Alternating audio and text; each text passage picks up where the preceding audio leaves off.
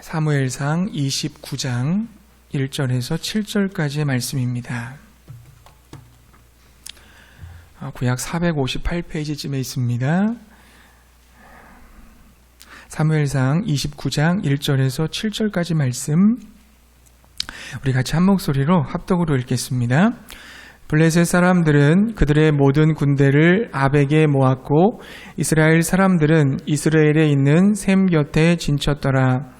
블레셋 사람들의 수령들은 수백 명씩 수천 명씩 인솔하여 나아가고 다윗과 그의 사람들은 아기스와 함께 그 뒤에서 나아가더니 블레셋 사람들의 방백들이 이르되 이 히브리 사람들이 무엇을 하려느냐 하니 아기스가 블레셋 사람들의 방백들에게 이르되 이는 이스라엘 왕 사울의 신하 다윗이 아니냐. 그가 나와 함께 있은지 여러 날 여러 해로되 그가 망령하여 온 날부터 오늘까지 내가 그의 허물을 보지 못하였노라. 블레셋 사람의 방백들이 그에게 노한지라. 블레셋 방백들이 그에게 이르되 이 사람을 돌려보내어 왕이 그에게 정하신 그 처소로 가게 하소서. 그는 우리와 함께 싸움에 내려가지 못하리니 그가 전쟁에서 우리의 대적이 될까 하나이다. 그가 무엇으로 그 주와 다시 합하리이까? 이 사람들의 머리로 하지 아니하겠나이까? 그들이 춤추며 노래하여 이르되 사울이 죽인 자는 천천히요 다윗은 만만이로다 하던 그 다윗이 아니니까 하니 아기스가 다윗을 불러 그에게 이르되 여호와께서 살아계심을 두고 맹세하노니 내가 정직하여 내게 온 날부터 오늘까지 내게 악이 있음을 보지 못하였으니 나와 함께 진중에 출입하는 것이 내 생각에는 좋으나 수령들이 너를 좋아하지 아니하니 그러므로 이제 너는 평안히 돌아가서 블레셋 사람들의 수령들에게 거슬러 보이게 하지 말라 하니라. 아멘. 하나님께서 다윗과 함께 해주시고 계속해서 도와주셨지만 어느 순간 다윗의 믿음이 흔들렸습니다. 언젠가 자신이 사울의 손에 붙잡히게 될 것을 두려워하게 된 것입니다. 하나님께서는 다윗에게 유다 땅에 머물러라 라고 말씀하셨지만 다윗은 그 하나님 말씀에 불순종해서 블레셋으로 망명을 가게 됩니다. 블레셋 가사왕 아기스는 자신의 국방력을 강화하기 위해서 600명의 병사들을 데리고 온 그 다윗을 받아주었습니다. 그리고 그에게 시글락이라고 하는 지역을 주어서 따로 살게 했습니다. 그곳에서 다윗은 아기스의 가신이 되어서 교묘한 이중 생활을 하게 됩니다. 아말렉의 그 족속들을 쳐서요 물건을 약탈하지요. 그리고 자기 주인 아기스에게는 이스라엘 사람들을 쳤다고 거짓말을 했습니다. 그러니까 아기스의 마음을 사기 위해서 한 것이죠. 다윗은 탈취한 물건 중에 얼마를 아기스에게는 상납을 하고 그 남은 것은 자신의 사람들에게 다 나누어 주었습니다. 그렇게 해서 비교적 안정적인 생활을 하게 되었습니다. 그러나 하나님을 믿지 못한 이 불신앙과 불순종에 대한 결과로 다윗에게는 큰 위기가 찾아오게 됩니다.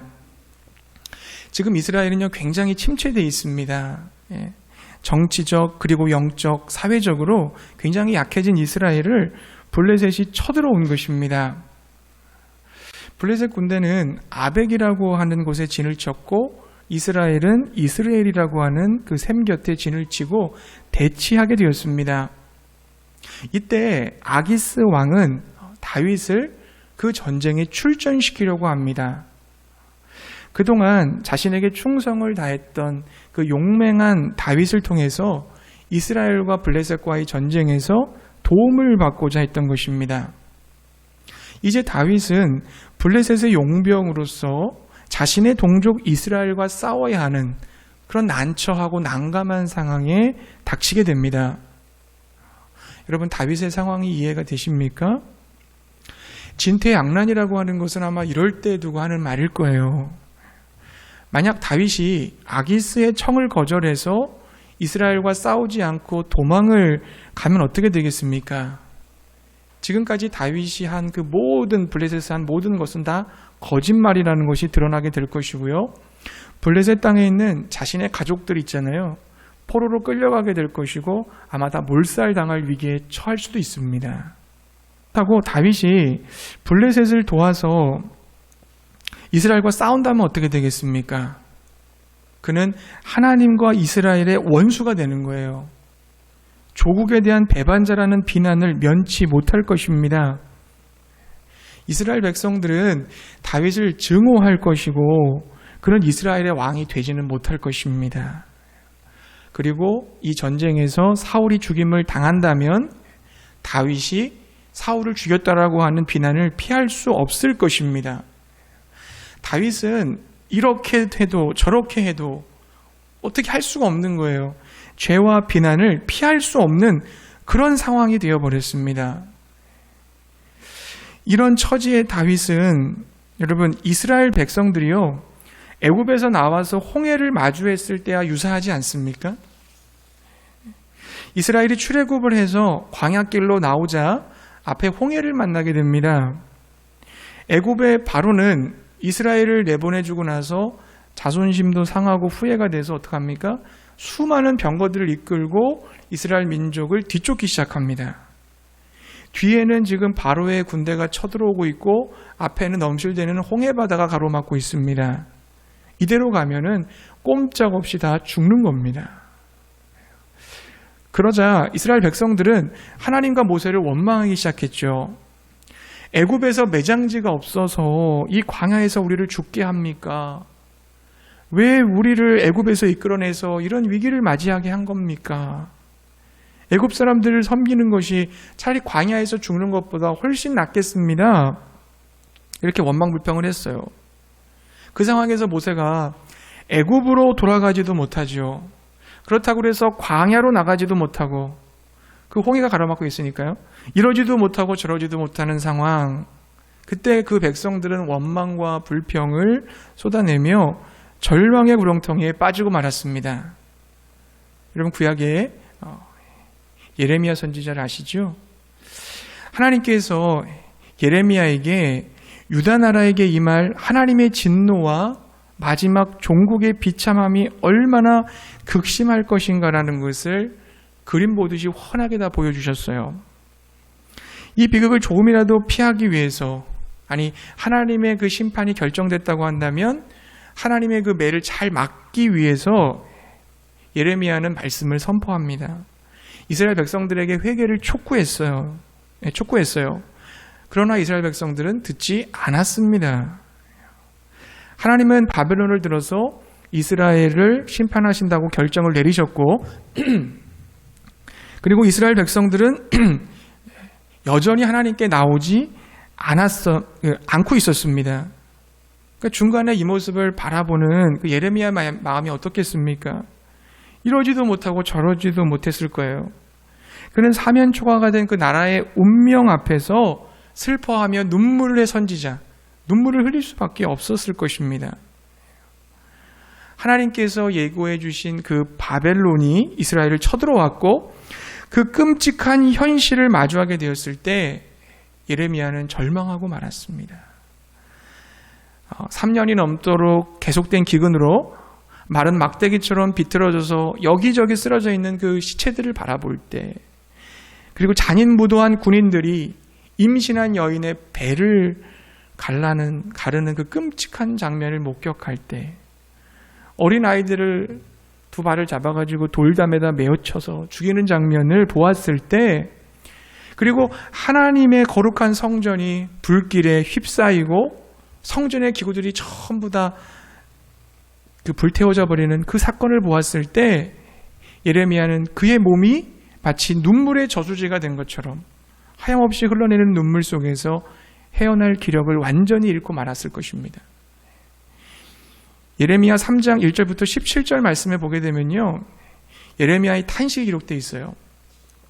그 성경 말씀을 보게 되면 주어가 나와 있진 않지만 그 다른 타번역본을 보게 되면 그 말씀 속에서 예레미야가 주어로 글을 쓰고 있다는 것을 알게 됩니다. 글을 17회 이상 사용했습니다. 17번 이상 사용했어요. 여기서 그는 누구를 말하는 겁니까? 하나님을 지칭하는 거예요. 그러니까 예레미야는요, 그 원망과 불평의 화살을 하나님께 다 쏘아 올리고 있는 겁니다. 그 내용을 의역하면 이래요. 하루 종일 나를 매로 때리는 자도 하나님이요, 나를 어둠에 가두어둔 자도 하나님이요, 마치 곰처럼 엎드려 기다렸다가 나를 사정없이 찢어놓는 자도 하나님이야. 그가 나에게 쑥을 짠 쓴 잔을 마시게 하였고 그가 내 마음의 평강을 다 앗아가 버렸으며 그가 나의 영광을 전부 약탈해 갔고 그가 내 앞길을 다듬은 돌로 단단히 막아 놓으셨으며 그가 활을 당겨 마치 관역을 맞추듯이 내 허리를 맞췄어. 이 모든 일들을 하나님이 하신 거야. 하나님께서 자기에게, 그 나라에게 행한 그 엄청난 일들에 대해서 하나님이 하셨잖아요. 하나님이 이런 고난을 주셨잖아요 라고 탄식하고 있는 것입니다. 예레미야 선지자 입에서 이런 불평이 나오리라고는 상상할 수 여러분 있겠습니까? 그처럼 믿음 좋은 선지자의 그 입에서 하나님을 원망하는 소리가 시냇물처럼 쏟아져 나오리라고는 아무도 상상할 수 없었을 것입니다. 사랑하는 성도님들, 우리도 이스라엘 백성들처럼 그리고 예레미야처럼 하나님 앞에 원망과 불평을 쏟아놓을 때가 있지 않습니까? 우리도 큰 문제를 앞에 놓고 있으면요, 결코 흔들릴 것 같지 않았던 믿음이 사정없이 흔들리고 하나님을 원망할 때가 있다는 것입니다. 예수를 믿어도 별 수 없구나. 오늘까지 내가 기도를 그렇게 많이 했는데 하나님이 안 들어주시는구나. 내가 이렇게 당하는 것은 하나님 아직도 내 죄를 용서하지 않고 저주하시는 이유인지도 몰라. 차라리 안 믿었으면 좋을 뻔했어 라고 거침없이 정말 도끼 어린 불평을 내뱉을 때가 여러분 있지 않습니까? 여기에 나오신 분들은 그런 일은 없겠지만, 여러분, 우리의 믿음은요, 종종 정말 가지에 흔들리는 꽃송이와 흡사한 것을 볼 수 있습니다. 하루에도 몇 번씩 흔들린 것 같아요. 바람만 불면 그냥 나무 끼는 그런 꽃잎처럼. 이런 신앙을 볼 때 정말 하나님 앞에 겸손하지 않을 수가 없는 것 같아요. 우리 모두 이스라엘 백성이나 예레미야가 가진 그 약점을 다 가지고 있다는 사실을 여러분 우리가 인정해야 되지 않겠습니까? 우리가 주님 앞에 교만할 수가 없어요. 자기의 신앙 경력이나 풍부한 성경 지식이나 교회 안에서 내가 가지고 있는 어떤 직분이나 많은 사람들이 보내는 칭찬에 여러분 현혹되지 마십시오. 어떤 것으로도 우리의 신앙이 흔들리지 않을 것이라고 보장할 수는 없습니다. 오직 하나님의 은혜만이 마지막까지 우리를 지탱해 줄 수 있는 힘이 된다는 것을 여러분 믿으시기 바랍니다. 지금 다윗도요, 자신의 그 초라한 모습에 절망하고 있는지도 몰라요. 하나님 말씀에 내가 불순종해서 블레셋에 들어와서 아기스를 속여 거짓말을 하고 그 거짓말이 들통나지 않기 위해서 무참한 학살을 했거든요. 아말렉 족속을 죽일 때 어린아이나 또 여자들, 힘없는 노인들, 그런 분들 다 죽였어요. 왜냐하면 혹시나 첩자가 있어서 다윗이 우리를 죽였다고 아기스한테 가서 이렇게 고할까 봐. 그러면 자기가 이스라엘을 친 게 아니라 다른 민족을 쳤다는 것이 아기스가 알면 안 되잖아요. 블레셋에 있을 수가 없잖아요. 그러니까 속일까 봐, 혹시 누가 가서 이간질할까 봐 모두 다 죽여버렸습니다. 그러한 사륙을 저질렀던 자신의 모습을 떠올렸을 거예요. 그 죄의 형벌이라도 받기라도 하듯이 하나님께서 자신을 막다른 골목으로 몰아가신다고 생각했을 것입니다. 하나님, 저는 어쩌면 좋습니까? 이제 저는 어떻게 해야 됩니까? 꼼짝없이 저는 죽게 되었습니다. 저에게 소망이 없습니다. 저는 지금 절망 속에 떨어졌습니다. 이게 지금 다윗의 고백일 거예요. 아마 그러면서도 속으로 하나님 앞에 기도하고 있었겠죠. 하나님, 제가 어떻게 해야 됩니까? 도와주십시오. 아마 다윗의 깊은 한숨 소리와 함께 하나님 앞에 은혜를 구하고 있었을 것입니다. 정말 절망 속에서 한없는 탄식을 쏟아내고 있던 그 다윗에게 한 줄기 소망의 빛이 비춰지기 시작합니다. 여러분, 그 다윗이 전쟁에 출전하는 것을 보자 블레셋의 군주 한 명이 3절에서 이렇게 말을 했어요. 이 히브리 사람들이 무엇을 하려느냐? 이 말은 우리가 그들을 어떻게 믿을 수 있으며 우리가 그들에게 어떤 도움을 기대할 수 있겠느냐, 이런 뜻이거든요. 우리가 잘 아는 바와 같이 블레셋은 5개의 도시로 되어 있어요. 국가로 되어 있는데, 근데 자체적으로 모든 것을 다 처리했습니다. 다른 나라와의 전쟁이 일어나든지 아니면 종교적인 제2의 문제라든지 이런 것에 대해서는 모두 힘을 모아서 함께 결정을 했습니다. 그래서 가사왕 아기스가 자기 영내에 다윗을 데리고 있는 것은 아무 상관이 없었지만 지금 이스라엘과 전쟁을 해야 되는 상황 속에서는 나머지 4개의 도시국가들 군주들의 승낙이 필요했던 것입니다. 반대에 부딪힌 아기스는요, 그때 다윗을 변호합니다. 어떻게 변호해요? 그는 자기의 조국으로부터 악독한 핍박을 받아 도망쳐 나온 사람이요. 그는 나와 함께 여러 날 있었소. 그동안 나는 그에게서 어떤 허물도 찾을 수가 없었소. 부족한 점도 보지 못했소. 그는 오직 충성스럽게 맡겨진 일을 잘 처리했을 뿐이요. 그러나 블레셋의 군주들은 다윗이 집으로 돌아가야 된다고 단호하게 주장을 했습니다. 여러분, 4절부터 5절 말씀 한번 읽어볼까요? 사무엘상 29장 4절 5절 말씀 우리 함께 읽어보겠습니다. 4절 5절 같이 읽겠습니다. 블레셋 사람의 방백들이 그에게 노한지라. 블레셋 방백들이 그에게 이르되 이 사람을 돌려보내어 왕이 그에게 정하신 그 처소로 가게 하소서. 그는 우리와 함께 싸움에 내려가지 못하리니 그가 전장에서 우리의 대적이 될까 하나이다. 그가 무엇으로 그 주와 다시 화합하리이까? 이 사람들의 머리로 하지 아니하겠나이까? 그들이 춤추며 노래하여 이르되 사울이 죽인 자는 천천히요 다윗은 만만이로다 하던 그 다윗이 아니니까 하니. 여기서 보면 그들은 2가지 이유를 들었죠. 첫째는 뭡니까? 첫째는 다윗이 블레셋의 오랜 원수라는 것입니다. 사울을 죽인 자는 천천히요 다윗은 만만이로다. 그 노래를 들먹거렸어요. 그러니까 블레셋 사람들은 그렇게 생각을 한 겁니다. 자신의 백성들을 저렇게 수없이 많이 죽인 사람을 숨겨주고 그를 신임해서 함께 전장에 나가는 것은 이건 우리나라의 수치다. 블레셋의 수치다. 그렇게 할 수 없다라고 생각을 한 거죠. 첫 번째는 다윗이 블레셋의 오랜 원수라고 생각을 했고요. 2번째는 뭡니까? 사울의 군사들보다 다윗이 우리에게 더 위험한 대적이 될 수 있기 때문이라는 거예요. 만약에 다윗이 전쟁하는 중에 자신들을 배신하고 블레셋을 공격할 가능성도 있다는 것입니다. 다윗이 사울과 내가 지금 화목하는 것이 나에게 더 유익하다라고 여긴다면 얼마든지 다윗은 블레셋을 배신할 수 있기 때문에 다윗과 함께 전쟁에 나갈 수는 없다는 거죠. 아기스는 심한 공박을 당하자 다윗을 전쟁에 데리고 나가는 일을 포기합니다. 그리고 다윗을 불러서 자초지정을 다 얘기를 해요. 이번 전쟁에 꼭 참가시키고 싶었지만 군주들이 극구 반대를 하니까 그들의 불편한 심기를 건들지 말고 그냥 이번에는 조용히 시글락으로 돌아가 달라 이렇게 얘기를 했습니다. 그러나 다윗은 고맙다는 말을 하지 못합니다.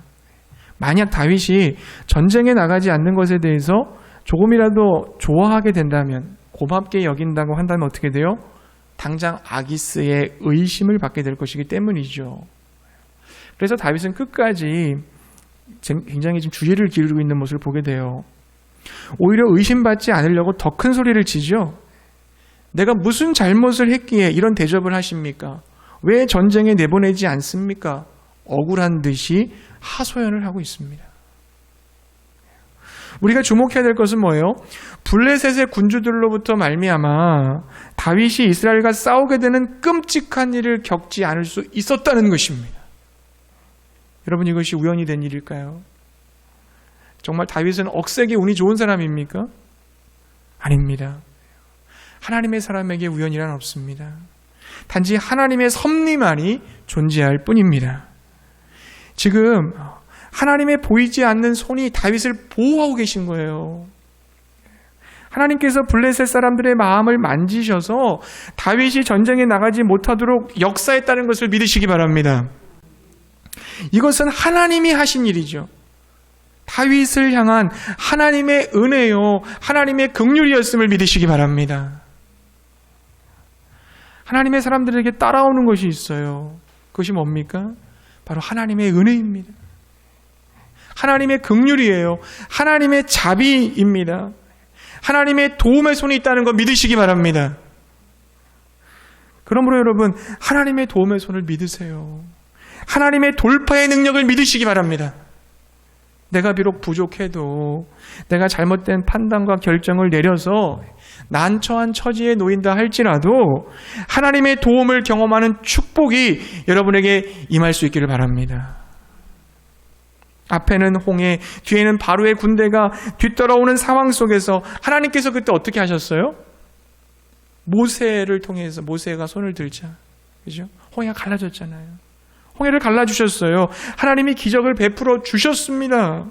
하나님이 도와주신 거예요. 하나님이 역사해 주셨어요. 근데 여러분, 하나님께서 이스라엘 민족을 도와주시고 구원해 주신 이유가 뭡니까? 그 이유가 뭐죠? 그것은 하나님의 약속의 말씀 때문이었어요. 어떤 약속입니까? 너희에게 가나안 땅을 주리라 하셨던 그 약속의 말씀, 그 말씀이 이루어지기 위해서는 어떻게 돼요? 홍해가 갈라져야 되는 거예요. 하나님의 선한 계획 속에서 이스라엘 백성들은 가나안으로 가야 됩니다. 아브라함과 이삭과 야곱에게 약속했던 그 약속을 지키셔야만 해요. 그러니까 앞에 홍해가 있으면 어떻게 돼요? 갈라주셔야죠. 그 약속 지키셔야 되니까. 하나님께서 왜 다윗을 도와주셨을까요? 보이지 않는 그 손으로 다윗을 구원해내신 이유가 뭡니까? 역시 하나님의 약속의 말씀 때문인 거예요. 다윗을 이스라엘의 왕으로 세우시기 위해서 하나님께서 친히 그에게 기름 부으시고 광야의 시간들을 통해서 다윗을 연단시키시고 훈련하셔서 결국은 이스라엘의 왕으로 세우기 위한 하나님의 뜻, 하나님의 계획, 그 하나님의 약속의 말씀이 있었기 때문에 다윗을 도와주신 줄로 믿습니다. 아브라함도 마찬가지죠. 아브라함이 가나안 땅의 기근을 만났을 때 어떻게 했습니까? 애굽에 내려갔잖아요. 그때 내려가면서 자기 아내를 누이라고 속여서 그 애굽의 바로 왕에게 자신의 아내를 빼앗겼잖아요. 사라를 빼앗겼습니다. 그때 누가 개입하십니까? 아브라함은 어떻게 할 수가 없어요. 지금 바로가 막 양과 소와 염소 막 주고 재산도 많이 줬어요.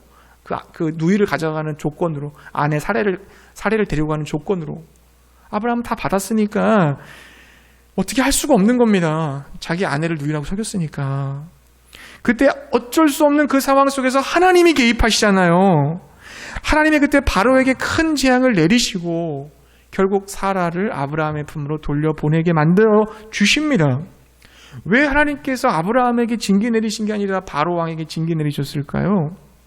왜 그렇게 하나님께서 역사하신 겁니까? 하나님의 약속 때문인 거예요. 아브라함과 사례를 통해서 내가 믿음의 후손을 너에게 주리라 하셨던 그 약속의 말씀이 있잖아요. 그 약속의 말씀을 지키려면 사례를 보호하셔야만 되는 거예요. 하나님은 사례에게 무슨 일이 일어나면 안 됩니다. 절대. 하나님의 약속이 깨지는 거기 때문에 그 약속을 지키기 위해서 어려움에 빠져서 혼자 끙끙대고 있는 그 아브라함을 건져내신 거예요. 여러분, 바벨론에게 나라를 빼앗기고 절망 속에서 신음하는 예레미야에게 반전의 사건이 찾아와요. 예레미야 애가 3장 20절부터 21절에 보면 이렇게 기록됩니다. 내 마음이 그것을 기억하고 내가 낙심이 되오나 이것을 내가 내 마음에 담아두었더니 그것이 오히려 나의 소망이 되었사옴은, 이렇게 고백을 하거든요. 자, 여러분, 과거의 죄와 허물로 인해서 심판을 생각하면 낙심이 됩니다. 우리가 범죄해서 하나님께서 우리를 이렇게 징계하셨어. 우리나라가 망했어. 아파하고 힘들어합니다. 근데 예레미야가 이것을 마음에 담아 두었더니 그것이 소망이 되었다고 고백해. 여기서 말하는 이것이 뭘까요? 21절에 보면은 예레미야 애가 3장 21절에 이것을 내가 내 마음에 담아 두었더니 그랬거든요. 여기서 이것이 뭘까요? 그것은 여러분 성경학자들이 다 얘기하는데 22절의 말씀이라고 얘기합니다. 예레미야 애가 3장 22절 이렇게 되어 있습니다. 여호와의 인자와 긍휼이 무궁하심으로 우리가 진멸되지 아니함이니이다.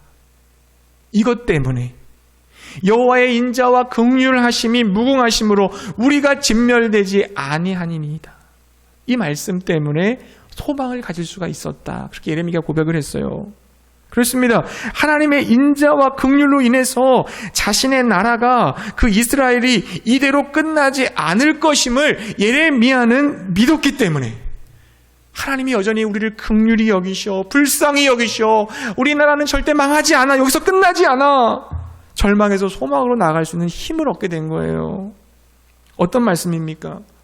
바벨론 포로 70년이 차면 다시 고국으로 돌아오리라 했던 그 말씀이잖아요. 회복의 말씀이었잖아요. 하나님의 그 약속이었잖아요. 페르시아의 그 고레스 왕을 통해서 너희들 다시 돌아가게 될 것이라고 하는 하나님의 그 말씀, 하나님께서 약속하신 대로 그 고레스 왕을 통해서 70년 후 이스라엘이 고국으로 돌려보내졌음을 믿으시기 바랍니다. 사랑하는 성도님들, 하나님께서요, 때로는 우리를 가장 끔찍한 곳에 집어넣으실 때가 있어요. 정말 사면초가, 진퇴양난, 어떻게 버텨낼 수가 없는 막다른 광야로, 홍해 앞으로, 요단강 앞으로, 멸망의 길로 달과 같은 꼼짝없이 처해져 있는 그런 상황 속에 몰아넣으실 때도 있습니다. 그것이 하나님의 뜻 가운데서 그렇게 됐든 아니면 누군가 내 자신의 잘못으로 되었든 간에 그런 경험을 할 때가 있어요. 그러나 하나님은 여전히 우리와 함께 하심을 믿으시기 바랍니다. 그분은 우리와 함께 하셔서 우리를 인도해 가시고 우리의 삶을 역전시켜 주신다는 걸 여러분 기억하시기 바랍니다. 우리에게 하나님의 약속의 말씀이 있잖아요. 내가 너희를 절대 버리지 않을 거야. 세상 끝날까지 너희와 함께 할 거야. 내가 너를 떠나지 않고 버리지 않을 것이다. 내가 너를 인도할 것이다. 내가 너와 함께 할 것이다. 내가 너를 도울 것이다. 나의 의로운 오른손으로 너를 붙들 것이다. 예수님이라는 이름의 뜻이 뭡니까? 임마누엘입니다. 하나님께서 우리와 함께 하신다는 뜻이에요. 예수님의 뜻이 뭡니까? 구원자라는 뜻입니다. 저가 그의 백성을 저들의 죄에서 구원하리라. 우리의 구원자요, 우리와 함께 하시는 분, 그분께서 우리에게 그 약속해 주셨어요. 그 약속의 말씀 믿으시기 바랍니다. 우린 절대 망할 수가 없는 사람들인 거예요. 그러니까. 절망할 수가 없는 사람입니다. 물론 힘들 때 있고 쓰러질 때 있지만 절대로 엎드려지지 않고 완전히 포기하지 않을 수 있는 것은 하나님께서 우리를 사랑하시고 우리를 붙잡고 계시고 그 약속의 말씀 그대로 우리를 인도해 가신다는 걸 여러분 믿으시기 바랍니다. 어떤 상황 속에서도, 그렇기 때문에 여러분, 우리 어떤 상황 속에서도 그 하나님을 향한 믿음을 지켜야 돼요. 끝까지 하나님의 은혜만을 구하며 달려갈 수 있는 우리 모두가 되시기 바랍니다. 하나님께서 자신의 약속을 지키기 위해서 기적을 일으켜 주세요. 도와주시고 역사하신다는 거 우리는 봤습니다. 그러나 여러분, 우리가 하나님의 도움과 기적을 경험할 때 기억할 것이 하나 있어요. 그것은 하나님께서 우리에게 순종을 요구하신다는 것입니다. 순종을. 여러분, 순종이라는 게 뭡니까? 하나님의 말씀을 따르는 거잖아요. 환경과 상식을 뛰어넘어 대세를 따르지 않고 오직 하나님의 약속을 붙들고 믿음으로 도전하는 것, 이게 순종입니다. 그럼 성경을 보세요. 말씀에 대한 순종 없이 일어나는 기적은 거의 없습니다. 하나님이 행하신 기적을 보면 반드시 누군가의 순종이 따라갔다는 것을 우리가 알게 돼요. 여러분, 정말 다윗은 어떻습니까? 하나님 말씀에 순종하려고 노력했잖아요. 물론 불순종해서 좀 넘어질 때도 있어요, 다윗도. 하지만 그는 회개하고 돌이켜서 다시 순종의 자리로 나아간 사람이에요. 다윗이 본발점이 그거예요. 넘어집니다. 쓰러집니다. 불순종했습니다. 하지만 어떻게든지 순종하려고 몸부림치고 하나님 앞에 나아갔던 그 마음의 중심을 하나님이 보신 거잖아요. 그래서 내 마음에 합한 자라고 인정해 주시고 고비마다 어려울 때마다 하나님께서 사람들 붙여주시고 돕는 은혜, 기적 같은 그러한 놀라운 역사를 펼쳐주신 거 아닙니까? 누가복음 17장에는요 10명의 한센병자들이 나와요. 예수님을 만나는 장면이 거기서 나와요. 그들에게 기적이 일어났어요. 길을 가던 도중에 자신들도 모르게 병이 나았어요. 어떻게 그 한센병자들이 병이 나았습니까? 제사장들에게 너희 몸을 보이라는 예수님의 말씀에 순종했기 때문에 병이 나은 것입니다. 아람의 나아만 장군도 마찬가지예요. 엘리사는 한센병을 앓고 있던 그 나아만에게 사자를 보내서 너는 가서 요단강에서 몸을 7번 씻으라. 내 살이 회복되어 깨끗하리라고 말했습니다. 이에 나아만 장군이 모든 자존심을 다 내려놓고 순종하잖아요. 그게 어떻게 됐습니까? 열왕기하 5장 14절 말씀 보니까 나아만이 이에 내려가서 하나님의 사람의 말대로 요단강에 7번 몸을 잠그니 그의 살이 어린아이의 살같이 회복되어 깨끗하게 되었더라. 아멘. 밤새 고기를 한 마리도 잡지 못한 베드로가 피곤한 몸으로 그물을 싣고 있었어요. 그때 예수님이 찾아와서 말씀해 주셨어요. 깊은 데로 가서 그물 내려 고기 잡으라. 베드로는 여러분 갈릴리 바다에서 평생 고기를 잡은 베테랑입니다. 베테랑 어부예요. 자신의 상식과 경험에 비추어 보면 도저히 받아들일 수 없는 명령이에요. 깊은 곳에 고기 없어요. 하지만 결단합니다. 말씀에 의지하여 내가 그물을 내리리이다. 베드로는 오직 그 말씀을 의지했습니다. 순종함으로 나아가서 깊은 곳에 그물을 던졌습니다. 그러다 어떤 일이 벌어졌습니까? 그물이 찢어질 정도로 엄청난 고기를 잡아 올리게 되었습니다. 요한복음에 보면 가나안 혼인잔치 얘기 나오죠. 가나안 혼인잔치에 포도주가 떨어졌어요. 예수님의 어머니 마리아가 하인들에게 너희에게 무슨 말을 하든지 그대로 하라고 말했어요. 하인들은 예수님의 말씀대로 항아리에 물을 채우고 그 물을 떠서 연회장에게 갖다 줬습니다. 예수님의 말씀에 의지하여 물 떠서 갖다 줬어요. 그랬더니 그 물이 변해서 포도주가 되는 기적이 된 줄 믿으시기 바랍니다. 하인들의 순종으로 기적이 일어난 거예요. 순종한 자만이 알 수 있는 기적이었어요. 아하방이 엘리야를 찾아 죽이려고 할 때 하나님이 엘리야에게 요단 앞 그리시네가에 숨을 것을 명하셨습니다. 까마귀들에게 명령하여 먹이시겠다고 약속하면서 그렇게 말씀하셨어요. 하나님이 분명하게 말씀하셨지만 그 약속을 믿고 행동으로 옮긴다는 것은 쉬운 일이 아닙니다. 엘리야는 까마귀를 통해 먹이시겠다는 말씀이 이해가 안 됐어요. 어떻게 까마귀를 통해 나를 먹이실까? 상식적으로 이해가 안 되잖아요. 하지만 약속의 말씀을 믿고 즉각 순종하여 그리시네가로 갔습니다. 열왕기상 17장 5절에서 6절 말씀은 이렇게 되어 있어요. 그가 여호와의 말씀과 같이 하여 곧 가서 요단 앞 그리시네가에 머물매 까마귀들이 아침에도 떡과 고기를 저녁에도 떡과 고기를 가져왔고 그가 시냇물을 마셨으니. 여호와의 말씀과 같이 하였다는 말은 무슨 말입니까? 여호와의 말씀에 근거하여 결정했다는 거예요. 어디로 가야 할지, 어디에 머물러야 될지를 결정하는 그 선택의 순간 하나님의 말씀을 따른 겁니다.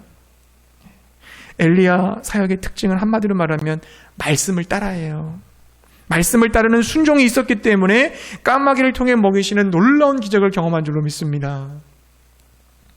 하지만 여러분, 많은 사람들이요, 말씀에 대한 그 순종 없이 그저 막연한 바람으로 까마귀를 기다리는 경우가 많아요. 까마귀를 기다려요.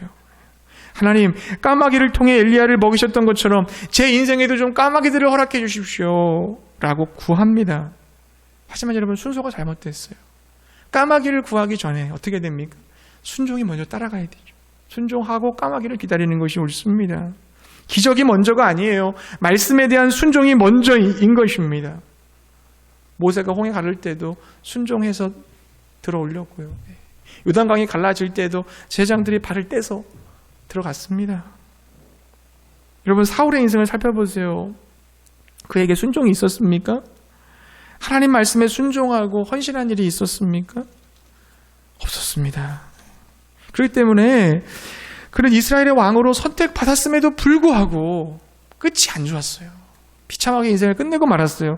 그러면 다윗의 인생을 보세요.